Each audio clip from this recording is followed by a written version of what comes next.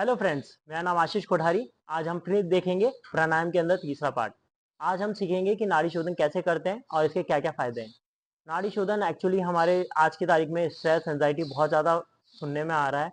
तो अगर हम नाड़ी शोधन करते हैं तो हमें इससे बहुत राहत मिलेगी। नाड़ी शोधन बहुत ईजी है करना एंड कोई भी किसी भी एज ग्रुप के बंदे इस नाड़ी शोधन को कर सकते हैं। छोटे बच्चों से लेके बुजुर्ग लोगों तक, दादी नानी सब कर सकते हैं। करने का प्रोसेस बहुत ईजी है। आज हम देखेंगे नाड़ी शोधन कैसे करना है। अगर आप नीचे बैठ सकते हैं कंफर्टेबली तो आप नीचे बैठे, अगर आप नीचे नहीं बैठ सकते तो आप कुर्सी पे बैठ के भी कर सकते हैं। तो एक हाथ को आप ज्ञान मुद्रा को लगाएंगे यहाँ पे एंड दूसरे हाथ से आप नासिका मुद्रा बनाएंगे। दोनों फिंगर्स को, फर्स्ट फिंगर्स को फोल्ड करेंगे एंड बाद की दो फिंगर स्ट्रेट रहेगी। इस तरीके से हम इसको इस्तेमाल करेंगे। श्वास को पहले पूरी तरह से बाहर निकाल देंगे एंड धीरे धीरे लेफ्ट नोस्ट्रिल से श्वास को लेंगे एंड धीरे धीरे राइट नोस्ट्रिल से श्वास को बाहर की ओर निकाल देंगे। वापस राइट नोस्ट्रिल से श्वास को लेते हुए धीरे धीरे लेफ्ट नोस्ट्रिल से श्वास को बाहर की ओर निकालना है। ये हमारा एक प्रोसेस रहेगा। धीरे धीरे लेफ्ट नोस्ट्रिल से श्वास को लेना है और धीरे धीरे राइट नोस्ट्रिल से श्वास को बाहर की ओर निकाल देना है। वापस धीरे धीरे राइट नोस्ट्रिल से श्वास को लेते हुए लेफ्ट नोस्ट्रिल से धीरे धीरे श्वास को बाहर की ओर निकालेंगे। जितना समय हमने लेफ्ट नोस्ट्रिल से लेने में लगाया था, फॉर एग्जाम्पल अगर आपने 10 सेकेंड श्वास को लेने में लगाया है तो आपको श्वास को निकालने में 20 सेकेंड लगना चाहिए, मतलब दुगना समय लगना चाहिए।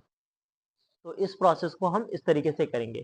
बट ध्यान रखें, जैसे ही आपको राउंड कंप्लीट करने की बात आए, जैसे आपका ये सर्किल कंप्लीट होता है तो सर्किल कंप्लीट करने का एक बेस्ट तरीका ये है याद करने का कि जिस नोस्ट्रिल से आपने शुरू किया था, जैसे कि आपने लेफ्ट नोस्ट्रिल से श्वास को लेते हुए शुरू किया था, तो आपका राउंड भी लेफ्ट नोस्ट्रिल से श्वास को लेते हुए ही कंप्लीट होगा। ठीक है, तो अभी हम देखेंगे आपकी कमर, पीठ, गर्दन सीधी रहनी चाहिए। आपका नाक नाभि के सीध में रहेगा। दोनों हाथों से अपने एक हाथ से ज्ञान मुद्रा लगाते हुए, एक हाथ से नासिका मुद्रा लगाते हुए श्वास को पूरी तरह से बाहर निकालते हुए लेफ्ट नोस्ट्रिल से धीरे धीरे श्वास को ले, राइट नोस्ट्रिल से धीरे धीरे श्वास को बाहर की ओर निकाल दे।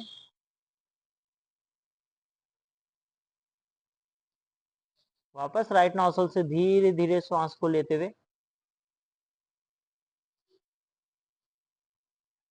लेफ्ट नोस्ट्रिल से धीरे धीरे श्वास को बाहर की ओर निकाल देंगे।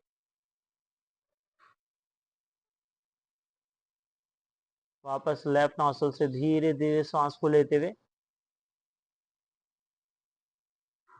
एंड इस तरीके से हम अपने राउंड को कंप्लीट करेंगे।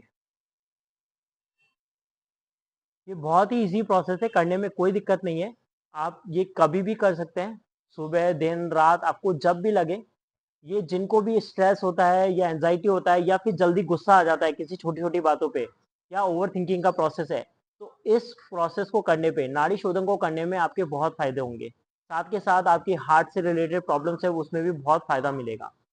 ये आपके किसी छोटे बच्चों को कंसंट्रेशन लेवल बढ़ाना हो या पढ़ाई के अंदर कंसंट्रेशन लेवल वीक है या कुछ भी हो, अगर छोटे छोटे बच्चों को छोटी छोटी चीज़ों में गुस्सा आ जाता है तो उनका स्ट्रेस लेवल और एंजाइटी लेवल है उसको भी हम कम कर सकते हैं। तो आज हम इसको नाड़ी शोधन को करते हुए अब हमको ये देखना है कि हम इसे मौसम के अनुसार करना चाहिए या नहीं करना चाहिए। आप ये देखिए कि अगर आपको गर्मी का मौसम है तो आप नाड़ी शोधन को लेफ्ट नोस्ट्रिल से धीरे धीरे श्वास को लेते हुए शुरू करेंगे, और अगर यही सर्दी का मौसम है तो इसको आप राइट नोस्ट्रिल से धीरे धीरे श्वास को लेते हुए शुरू करें। तो थैंक यू। अगर आपको इससे रिलेटेड और भी कोई सूचना चाहिए तो आप मुझे कमेंट बॉक्स में लिख सकते हैं। धन्यवाद।